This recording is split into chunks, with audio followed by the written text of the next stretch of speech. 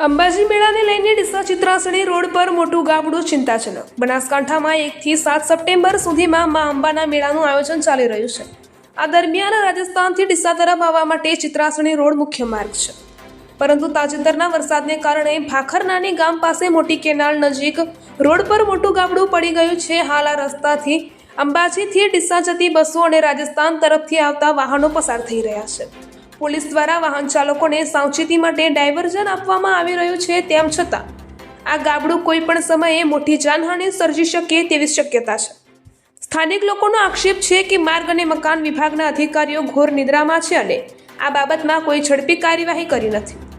લોકોએ માંગણી કરી છે કે મેળાના દિવસોમાં ભારે વાહન વ્યવહારને ધ્યાનમાં રાખીને આ ગાબડું તાત્કાલિક પૂરવામાં આવે, જેથી કોઈ દુર્ઘટના ન બને. અહેવાલ ગૌતમ છત્રાલિયા, BNK ન્યૂઝ, દાંતીવાડા.